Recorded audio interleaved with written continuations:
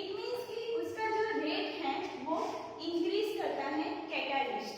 फिर जो कैटालिस्ट होता है वो कोई भी केमिकल रिएक्शन होती है इसमें पार्टिसिपेट नहीं करता है। इट मीन्स कि जो केमिकल रिएक्शन होता है उसमें कोई रिएक्टेंट के साथ केमिकल रिएक्शन नहीं करेगा, बट ओनली क्या करेगा, पार्ट लेके उसमें उसका रेट इंक्रीज करेगा।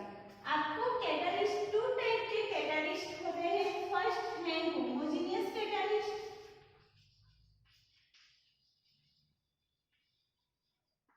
एंड सेकंड है हेटेरोजेनियस कैटालिस्ट।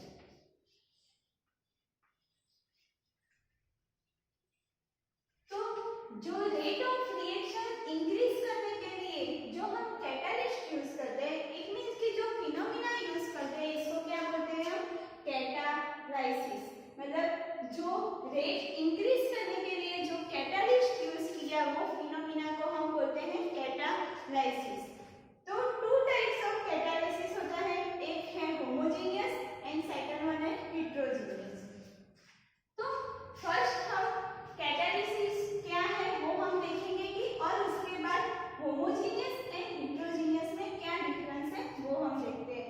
तो फर्स्ट है कि कोई भी रिएक्शन होता है, तो जैसे कि सिंपल एक रिएक्शन लेके हम समझते हैं कि NaOH एंड HCl। तो NaOH क्या है, अभी आपको पता होगा कि NaOH क्या है, बेस है, एंड HCl क्या है, एसिड है। NaOH कौन सा बेस है, स्ट्रॉन्ग बेस। कौन सा है, स्ट्रॉन्ग बेस। एंड एसिड भी कौन सा है, स्ट्रॉन्ग एसिड। तो क्या होगा, स्ट्रॉन्ग बेस का रिएक्शन किसके साथ हो रहा है, स्ट्रॉन्ग एसिड के साथ। इट मींस क्या फॉर्म होगा, NaCl प्लस वाटर। इसका मीनिंग क्या हुआ कि जो NaOH का मतलब स्ट्रॉन्ग बेस का रिएक्शन स्ट्रॉन्ग एसिड के साथ हम करते हैं तो क्या हो जाता है, NaCl। इट मींस कि सॉल्ट फॉर्म होता है, सॉल्ट फॉर्म। एंड जो ये प्रोसेस है NaOH के साथ HCl का रिएक्ट करने की प्रोसेस एंड सॉल्ट फॉर्मेशन किसमें होता है, within a second. It means कि रिएक्शन कंप्लीट होने में उसको टाइम नहीं लगता है।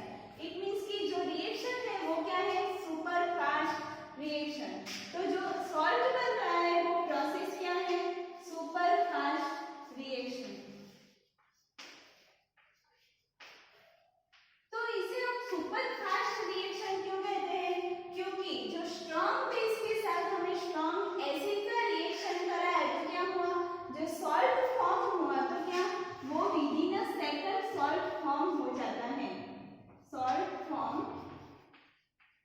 Within a second. इतना क्लियर हुआ कि हम उसे सुपर फास्ट रिएक्शन क्यों बोलते हैं। देन क्या करते हैं, जो प्रोडक्ट हमें मिलती है वो हमें बहुत जल्दी मिल जाती है, इसलिए इसको सुपर फास्ट रिएक्शन बोलते हैं। तो हमने देखा कि कैटालिस्ट हम क्यों यूज करते हैं, बिकॉज जो रेट होता है रिएक्शन में उसको इंक्रीज करने के लिए हम कैटालिस्ट यूज करते हैं। लेकिन यहाँ पे क्या है, NaOH एंड HCl है तो उसमें क्या हो रहा है, salt within a second form हो रहा है, इसलिए उसमें क्या करेंगे, कैटालिस्ट यूज नहीं होगा। इसको क्या बोलते हैं, सुपर फास्ट रिएक्शन। एक और एग्जांपल से समझते हैं कि जब हम प्रैक्टिकल लैब में हम एक टेस्ट करते थे कि सिल्वर नाइट्रेट, इसको क्या बोलते हैं, सिल्वर नाइट्रेट। सिल्वर नाइट्रेट की हम रिएक्शन HCl के साथ करवाते हैं तो क्या मिलेगा, AgCl का PPTs मिलेगा, AgCl। और AgCl के PPTs कैसे होते हैं, व्हाइट PPT। तो जो AgNO3 एंड HCl की जब हम टेस्ट कराते हैं ऐसे टेस्ट ट्यूब में तो क्या मिलता है, यहाँ पे क्या है, AgNO3 एंड HCl। तो जो PPT फॉर्म होता है वो क्या हो जाता है, जल्दी मतलब फास्ट वो नीचे की तरफ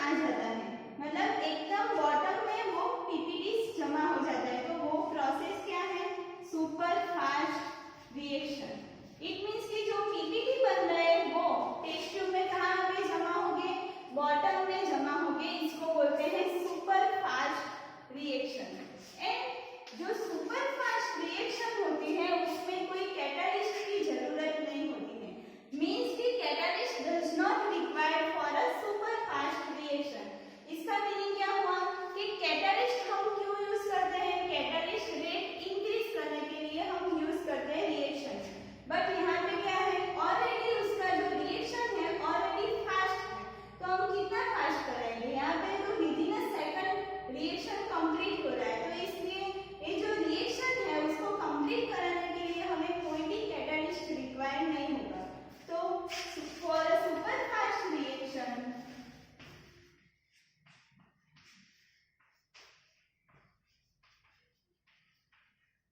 does not require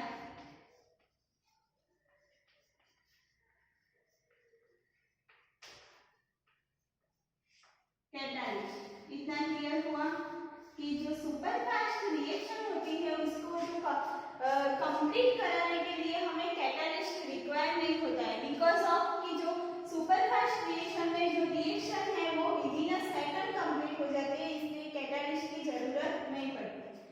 नेक्स्ट हम एक और एग्जांपल देखते हैं।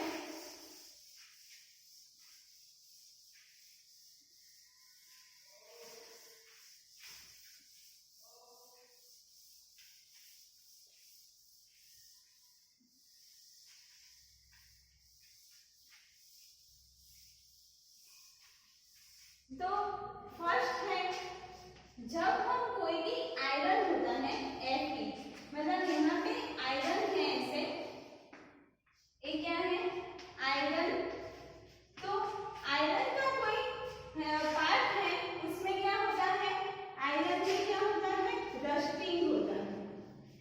एंड जो रस्टिंग प्रोसेस होती है, इट मीन्स कि रस्टिंग क्यों होता है, जब आयरन में कोई बारिश मतलब आती है तो क्या होता है रस्टिंग स्टार्ट हो जाती है। इट मीन्स अभी तो सब क्या कर रहा है कि आयरन पे जब हम पेंट कर लेते हैं तो उसकी जो रस्टिंग प्रोसेस है वो क्या हो जाती है स्लो हो जाती है।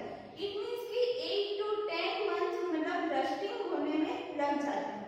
तो जो रस्टिंग प्रोसेस है उसे हमें इंक्रीज करनी होती है या नहीं, तो रस्टिंग प्रोसेस को हमें इंक्रीज नहीं करनी होती है, क्योंकि जो रस्टिंग है वो क्या है उसमें क्या लगा हुआ होता है, जो आयरन है उसमें पेंट लगा हुआ होता है, इसलिए जो रस्टिंग प्रोसेस है वो बहुत स्लो हो जाती है।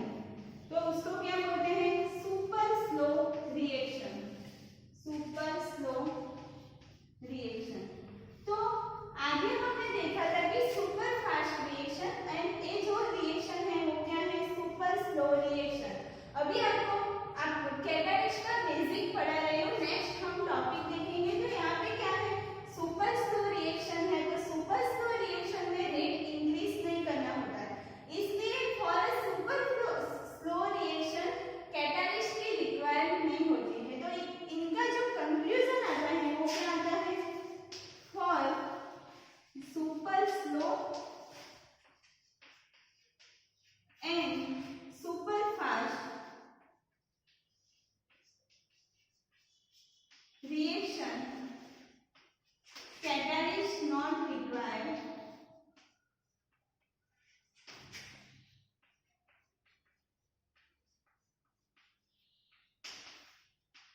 इतना क्लियर हुआ कि super fast and super slow reaction में कोई कैटालिस्ट की जरूरत नहीं होती है। तो कैटालिस्ट की जरूरत किसके लिए होती है, तो जो मॉडरेट रिएक्शन होगी उसके लिए हम कैटालिस्ट यूज करते हैं। तो कैटालिस्ट हम किसके लिए यूज करते हैं, कैटालिस्ट हम मॉडरेट रिएक्शन होती है उसके लिए हम यूज करते हैं। इट मीन्स कि super fast and super slow reaction के लिए हम कैटालिस्ट यूज नहीं करते। इतना क्लियर हुआ। अब हम देखेंगे कि मॉडरेट रिएक्शन कैसे होती है, उसका एक एग्जांपल लेके समझते हैं। तो मॉडरेट रिएक्शन किसको बोलते हैं,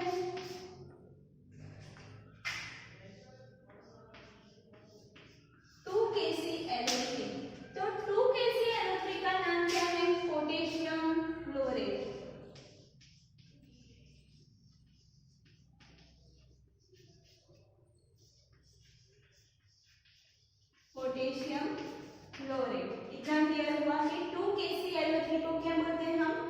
पोटेशियम क्लोराइड। इसका जब हम रिएक्शन करवाते हैं तो क्या होता है, 2KCl का रिएक्शन करते हैं तो क्या मिलता है, 2KCl plus O3।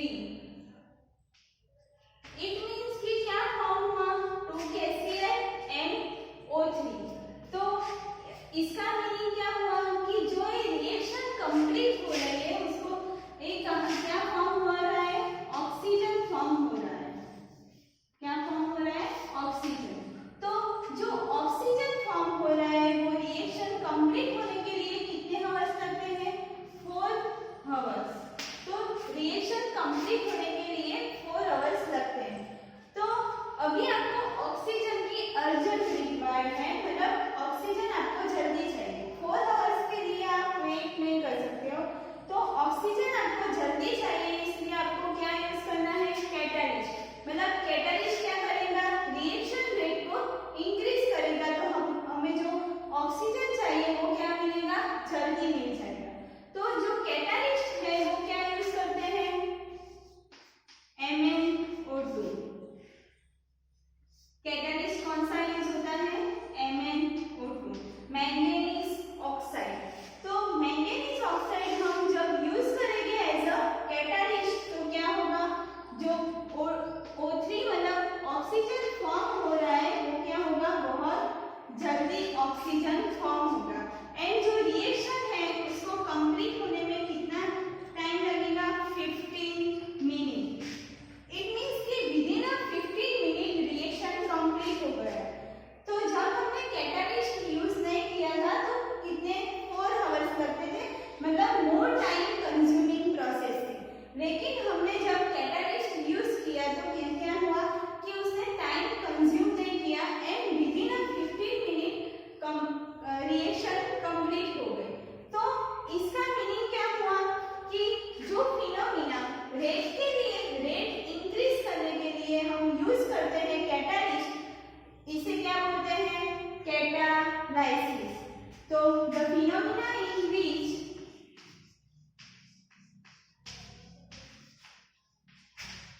the phenomena of which increases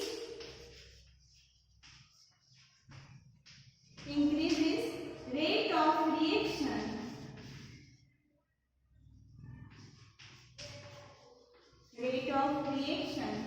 with the help of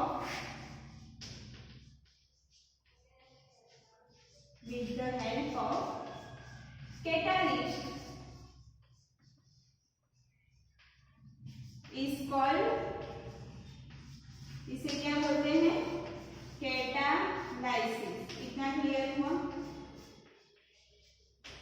अब जो ये कैटालिस्ट होता है वो क्या होता है, कैटालिस्ट है वो रिएक्शन में कंज्यूम नहीं होता है।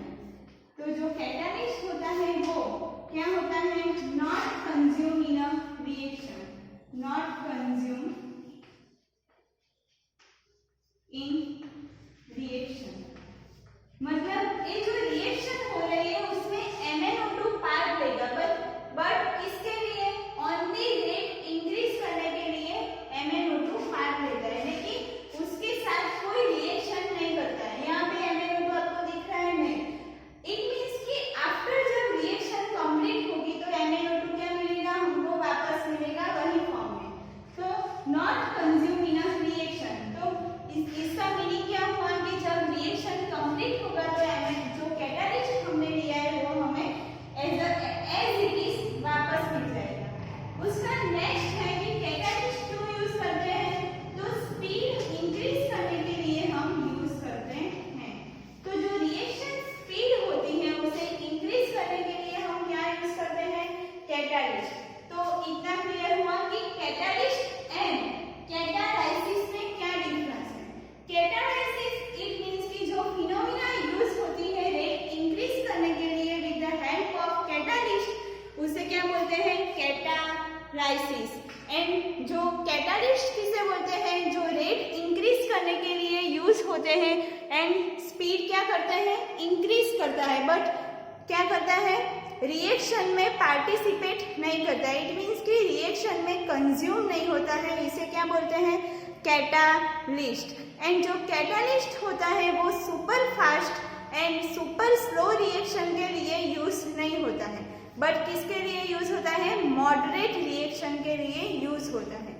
मॉडरेट का मीनिंग क्या हुआ, जब हम KClO3 का रिएक्शन करते हैं तो क्या फॉर्म होता है, KCl एंड ऑक्सीजन। तो जो ऑक्सीजन फॉर्म हो रहा है वो क्या है, बहुत ही स्लो प्रोसेस है। इट मीन्स कि पोटेशियम क्रोमेट में से जब ऑक्सीजन फॉर्म हो रहा है वो स्लो प्रोसेस है, इट मीन्स कि वो 4 आवर्स में हो रही है।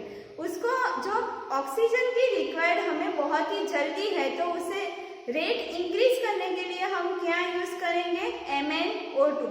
MnO2 यूज करेंगे तो जो रिएक्शन है वो विदिन 15 मिनट कंप्लीट हो जाएगी एंड हमें क्या मिलेगा, ऑक्सीजन बहुत ही जल्दी मिल जाएगा। इसे क्या बोलते हैं कि कैटालिस्ट क्या यूज करके हमने क्या किया, रेट इंक्रीज किया। नेक्स्ट हम देखेंगे कि जो homogeneous catalyst and heterogeneous catalyst होता है उसमें क्या डिफरेंस है।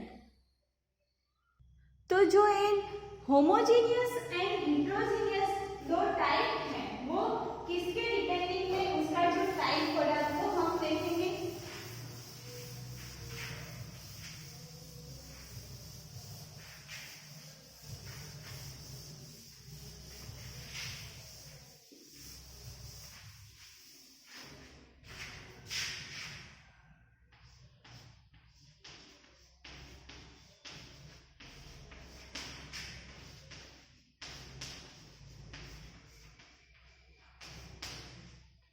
Types of catalyst. तो फर्स्ट क्या है, जो टाइप्स ऑफ कैटालिस्ट पढ़ा वो किसके बेसिस पे पढ़ा है, तो depending on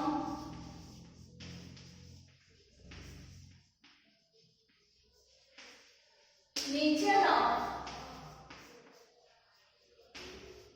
depending on nature of catalyst, मतलब nature it means phase of catalyst, depending on phase of catalyst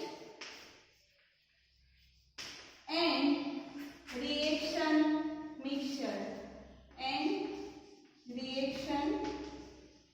mixture तो जो ये दो पार्ट हुए कैटालिस्ट के वो किसके बेसिस पे उसके दो पार्ट हुए, तो किसके बेसिस पे है, कैटालिस्ट का फेज एंड रिएक्शन मिक्सचर का फेज। तो फेज को हम क्या बोलते हैं, फेज है मतलब सॉलिड है, लिक्विड है, गैस है, उसे हम क्या बोलते हैं, फेज। तो यहाँ पे कितने पार्ट हैं, 2 टाइप्स ऑफ पार्ट हैं। फर्स्ट है होमोजीनियस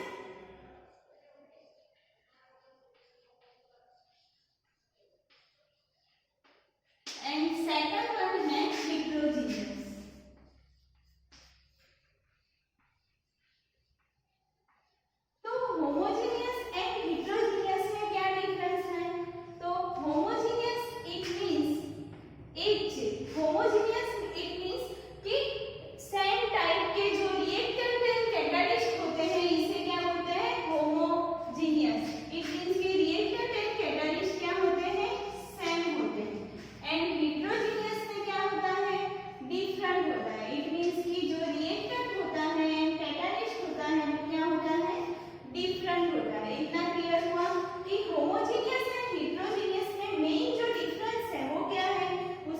फेज ऑफ कैटालिस्ट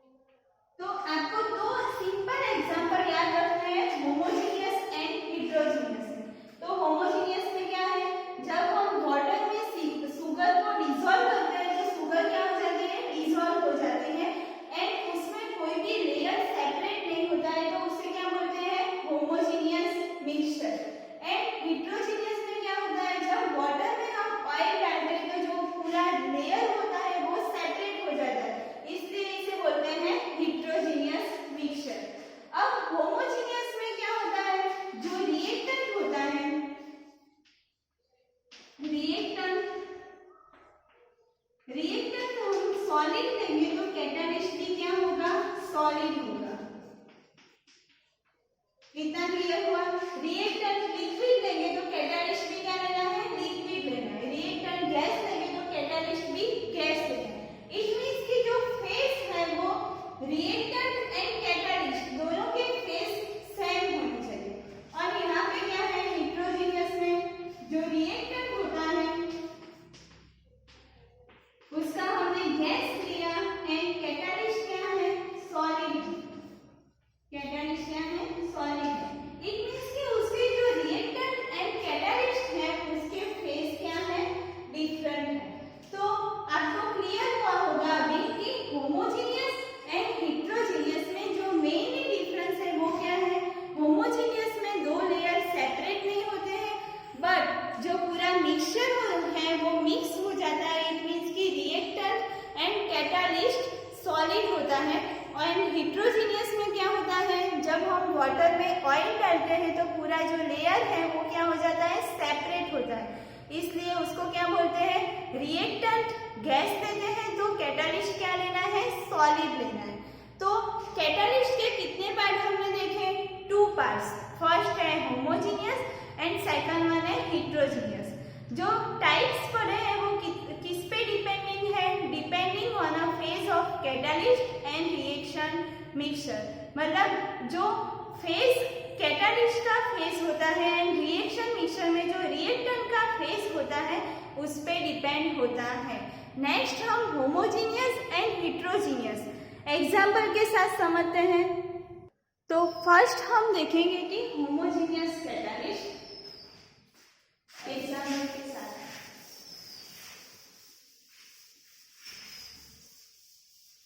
आपका जो कैटालिस्ट सेक्टर है वो बहुत ही स्मॉल सेक्टर है, तो 2 सेक्शन में कंप्लीट हो जाएगा।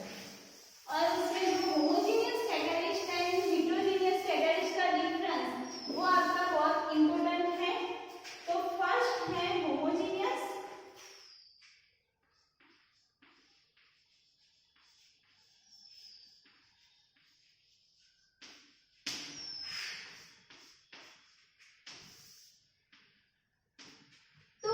होमोजीनियस में क्या हुआ कि जो कैटालिस्ट है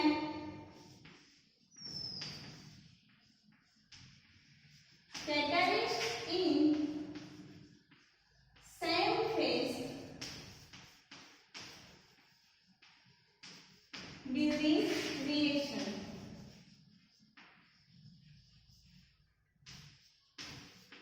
इसे क्या बोलते हैं, होमोजीनियस।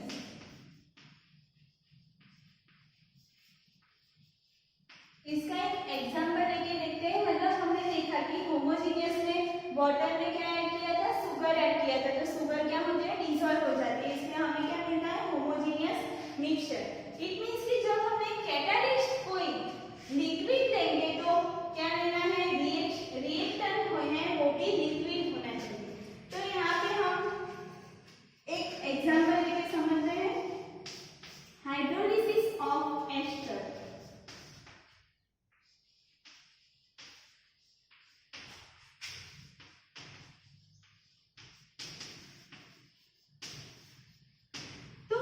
एस्टर का हाइड्रोलिसिस करेंगे तो क्या होगा,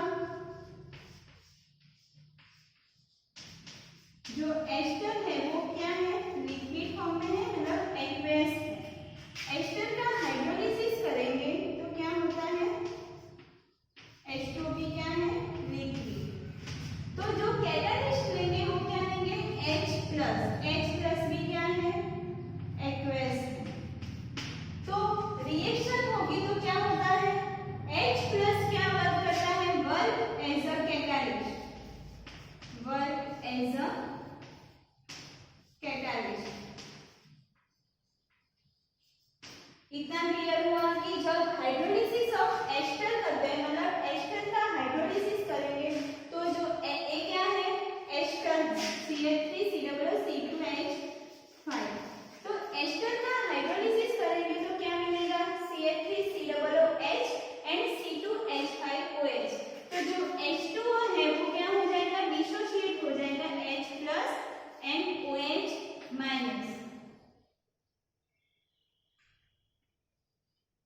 तो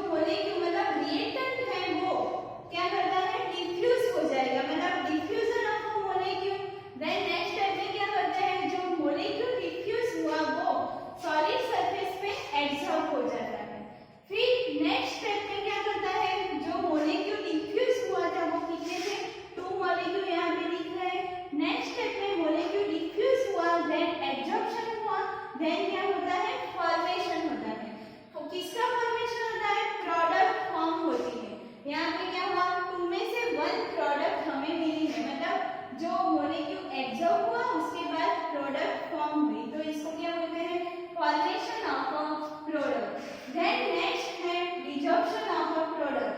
तो जो प्रोडक्ट फॉर्म हुई थी वो किसके साथ अटैच है, कैटालिस्ट के साथ अटैच है। इट मींस कि जो रिएक्शन की जो सरफेस है उसके पास प्रोडक्ट अटैच है। नेक्स्ट स्टेप में क्या होगा, डिजॉर्प्शन, मतलब जो एडजॉर्प्शन हुआ वो अलग हो जाएगा और उसे क्या बोलते हैं, डिजॉर्प्शन, मतलब प्रोडक्ट है वो क्या हो जाएंगी, अलग हो जाएंगी। देन नेक्स्ट स्टेप में क्या हो जाएगा, जो प्रोडक्ट फॉर्म हुई वो पूरी क्या हो जाएगी, डिफ्यूज हो जाएगी, मतलब रिएक्शन में से प्रोडक्ट अलग हो जाएगी। इसको क्या बोलते हैं, डिफ्यूजन बैक, मतलब हमें जो प्रोडक्ट मिलेगी वो हमें वापस मिल जाएगी। तो फर्स्ट स्टेप में क्या था, जो रिएक्टेंट मॉलिक्यूल है वो एब्सॉर्ब होता है, उसके लिए फर्स्ट उसे क्या करना पड़ेगा, डिफ्यूज होना पड़ेगा। नेक्स्ट है एब्जॉर्प्शन ऑन अ सरफेस, तो सरफेस पे जो मॉलिक्यूल डिफ्यूज हुआ वो क्या होता है, एब्सॉर्ब होता है। थर्ड स्टेप में प्रोडक्ट फॉर्म होता है, और जो प्रोडक्ट फॉर्म हुई वो फोर्थ स्टेप में क्या होता है, डिफ्यूज हो जाता है। एंड इन लास्ट स्टेप पूरा जो प्रोडक्ट हुए वो डिफ्यूजन फॉर्म में हमें वापस मिलता है। तो एक एग्जांपल लेके हम समझते हैं, कोई H2 मॉलिक्यूल है, उसकी जो रिएक्शन है हम प्लेटिनम सरफेस पे करा देंगे। तो प्लेटिनम क्या है, platinum as a solid, solid क्या है, कैटालिस्ट।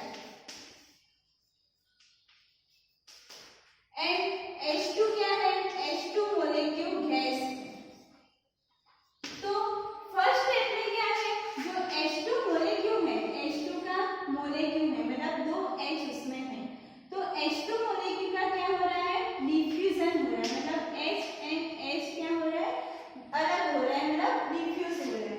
नेक्स्ट स्टेप में हमें प्रोडक्ट फॉर्म हो रही है, एंड जो प्रोडक्ट फॉर्म हुई उसका लास्ट स्टेप में क्या हो रहा है, डिफ्यूजन हो रहा है, मतलब प्रोडक्ट हमें वापस मिल रही है। तो हेटेरोजेनियस कैटालिस्ट में जो मेन है वो आपको याद रखना है कि कैटालिस्ट हम एज अ सॉलिड यूज करेंगे एंड रिएक्टेंट एज अ हम गैस यूज करेंगे।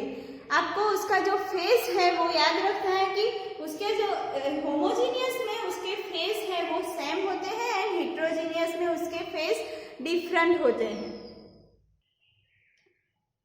तो हेटेरोजेनियस कैटालिस्ट है उसको हम एक बार देख लेते हैं। तो हेटेरोजेनियस कैटालिस्ट में जो रिएक्शन हो रहा है हमने फर्स्ट स्टेप में देखा कि फर्स्ट स्टेप में जो मॉलिक्यूल है वो डिफ्यूज हो गया है, सेकंड स्टेप में क्या हो रहा है, एडजॉर्प्शन हो रहा है। तो जो एडजॉर्प्शन हो रहा है मतलब कैटालिस्ट में उसको जब एडजॉर्प्शन होगा तो तब उसकी इनिशियल एनर्जी है वो क्या होगी, इनिशियल एनर्जी डिक्रीज होगी। जब हेटेरोजेनियस कैटालिस्ट में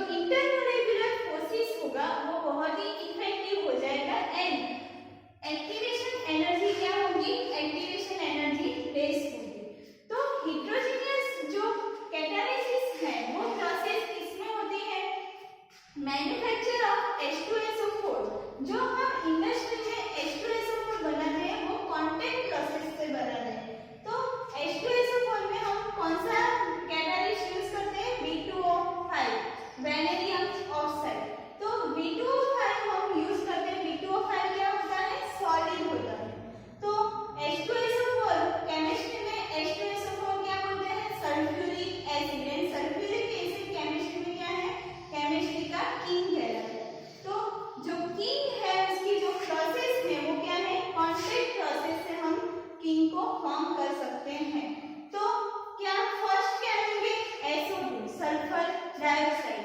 सल्फर डाइऑक्साइड गैस फॉर्म में होता है एंड ऑक्साइड लेना है, दोनों गैस फॉर्म में होते हैं।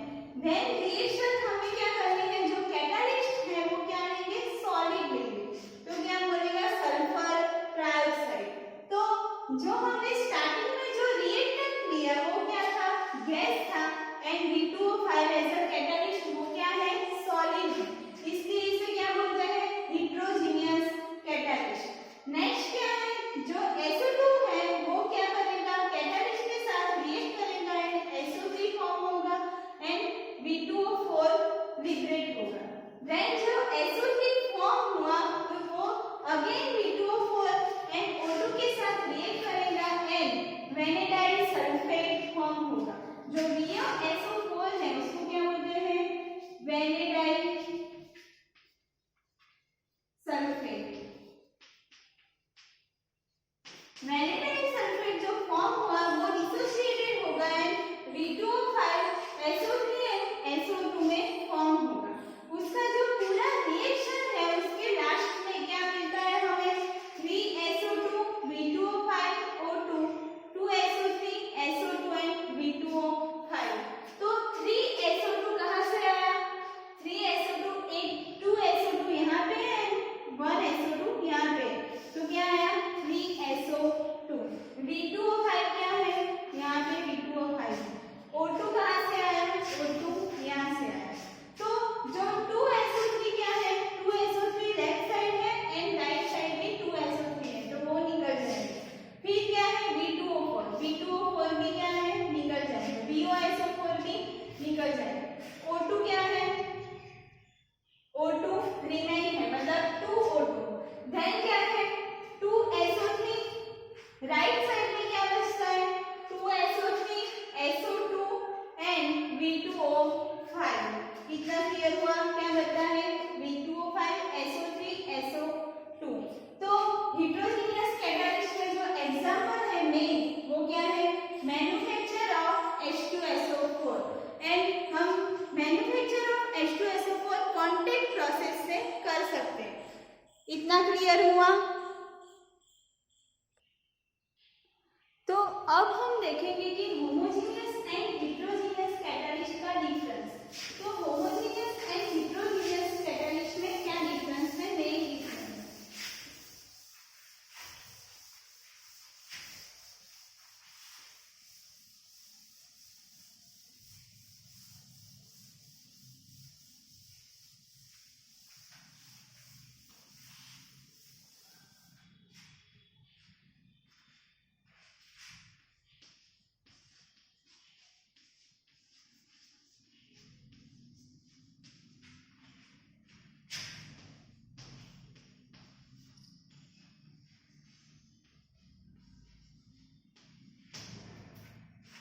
होमोजेनियस में क्या होता है, होमोजेनियस में जो फेज है, phase and reactant are, phase of reactant and catalyst are same. तो क्या होता है, phase of reactant and catalyst are same. Heterogeneous में क्या होता है, फेज ऑफ रिएक्टेंट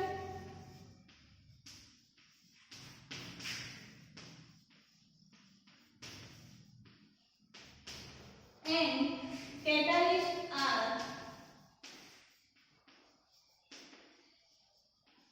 डिफरेंट।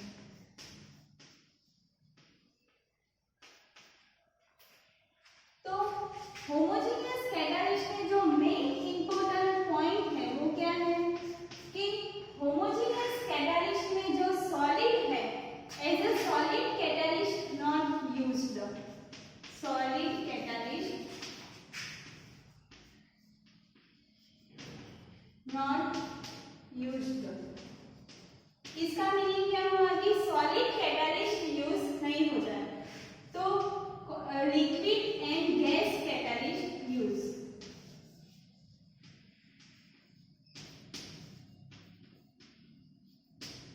इतना क्लियर हुआ कि होमोजेनियस में क्या होता है, होमोजेनियस में कैटालिस्ट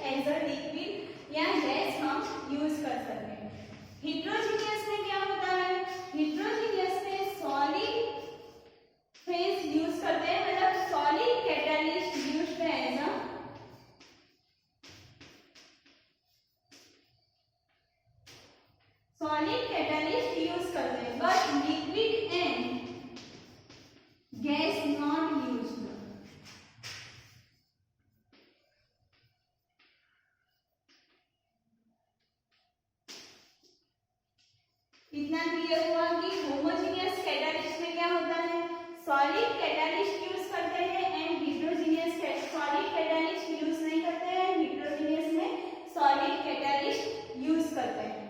नेक्स्ट पॉइंट है होमोजेनियस में क्या होता है, मैंने बताया था कि वाटर में हम शुगर डालते हैं तो पूरा जो मिक्सचर है वो मिक्स हो जाता है, तो इमीडिएटली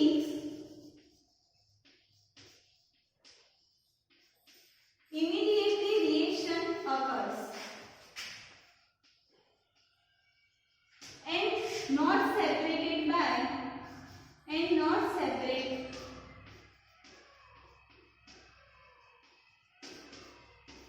easily। इसका मीनिंग क्या हुआ कि जब हमने रिएक्टेंट भी लिक्विड लिया है एंड कैटालिस्ट भी लिक्विड लिया है तो दोनों क्या हो जाएंगे, मिक्स हो जाएंगे, तो हमें पता नहीं चलेगा कि एक क्या है और रिएक्शन क्या होगी, बहुत ही फास्ट होगी। तो हम सेपरेट नहीं, उसका एक एग्जांपल लेके समझते हैं कि जो एयर होता है, एयर में क्या मतलब different kind of gases present होता है, तो N2 होता है, एयर में O2 होता है, दोनों का जो फेस है वो क्या है, गैस है। तो हमें देख के पता नहीं चल जाएगा कि जो मिक्सचर है उसमें N2 एंड O2 का मिक्सचर है, हम सेपरेट नहीं कर पाएंगे इमीडिएटली। एंड इसमें क्या है, फेस डिफरेंट होते हैं इसलिए सेपरेटेड इजीली।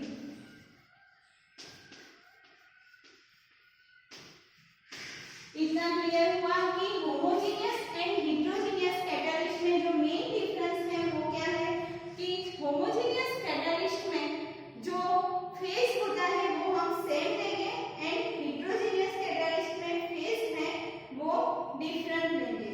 तो जो होमोजेनियस कैटालिस्ट का जो रेट होता है वो क्या होता है, जो रिएक्शन है वो बहुत ही फास्ट होती है, तो reaction fast and reaction slow।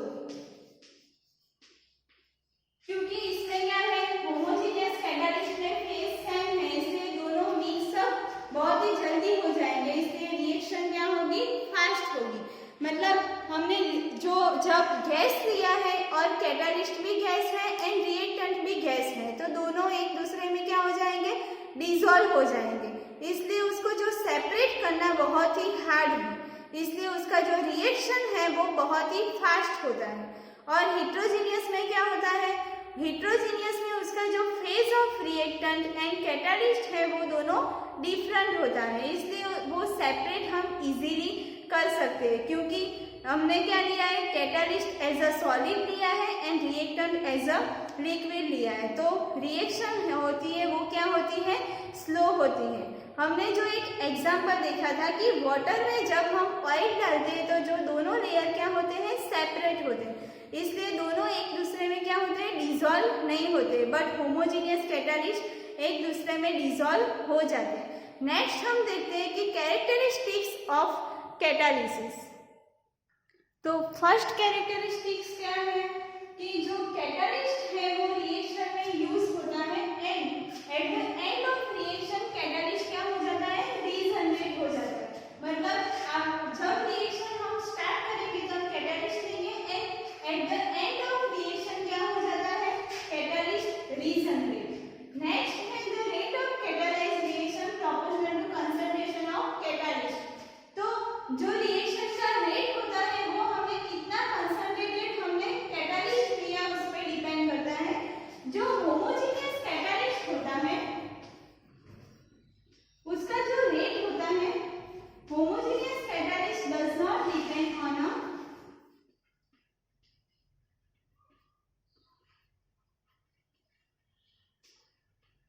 surface area of catalyst, surface area of catalyst। इसका मीनिंग क्या हुआ कि होमोजेनियस में हम सॉलिड कैटालिस्ट यूज नहीं करते, इसलिए उसका जो सरफेस एरिया है उस पर डिपेंड नहीं करता है। लेकिन हिट्रोजीनियस में क्या होता है, हिट्रोजीनियस में जो सॉलिड हम यूज करते हैं, क्या करते हैं, सॉलिड कैटालिस्ट यूज करते हैं, इसलिए वो क्या होता है, सरफेस एरिया पे डिपेंड होता है। तो क्या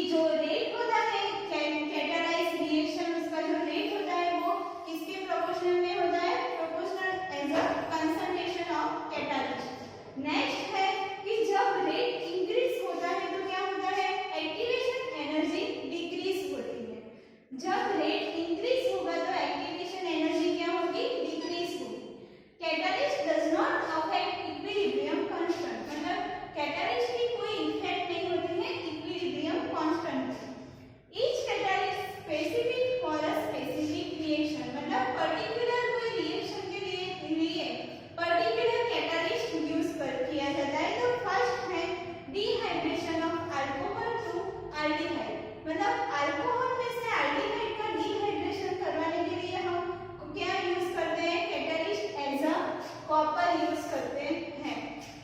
नेक्स्ट है मैन्युफैक्चर ऑफ वेजिटेबल घी। तो वेजिटेबल घी का मैन्युफैक्चरिंग करने के लिए हम क्या यूज करते हैं, निकल। नेक्स्ट है हेबर प्रोसेस। हेबर प्रोसेस हम किसके लिए यूज करते हैं, अमोनिया के प्रोडक्ट बनाने, मतलब अमोनिया फॉर्म करने के लिए।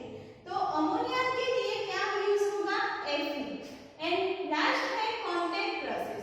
कॉन्टैक्ट H2SO4 का प्रोडक्शन हम कॉन्टैक्ट प्रोसेस से कर सकते हैं। तो कॉन्टैक्ट प्रोसेस के लिए क्या रिक्वायर्ड होगा, B2O5 कैटालिस्ट। इतना क्लियर हुआ। तो आज हमने क्या देखा, homogeneous catalyst, heterogeneous catalyst and catalyst का जो रोल है वो क्या है। तो होमोजेनियस कैटालिस्ट में क्या याद रखना है, होमोजेनियस कैटालिस्ट में दोनों लेयर मिक्स हो जाएंगे। इट मींस कि वाटर में हम शुगर डालेंगे तो क्या हो जाता है, शुगर डिसॉल्व हो जाता है। इट मींस कि होमोजेनियस मिक्सचर मिलता है। इसे क्या बोलते हैं, होमोजेनियस। एंड हेटेरोजेनियस किसे बोलते हैं, हेटेरोजेनियस में जब वाटर में हम ऑयल डालते हैं तो दोनों लेयर सेपरेट हो जाता है, इसे क्या बोलते हैं, हेटेरोजेनियस। होमोजेनियस में जो फेस होते हैं रिएक्टेंट एंड कैटालिस्ट के वो क्या होते हैं, सेम होते हैं। एंड हेटेरोजेनियस में जो फेस होते हैं वो क्या होते हैं, डिफरेंट होते हैं। इतना क्लियर हुआ कि होमोजेनियस एंड हेटेरोजेनियस में मेनली जो डिफरेंस है वो क्या है।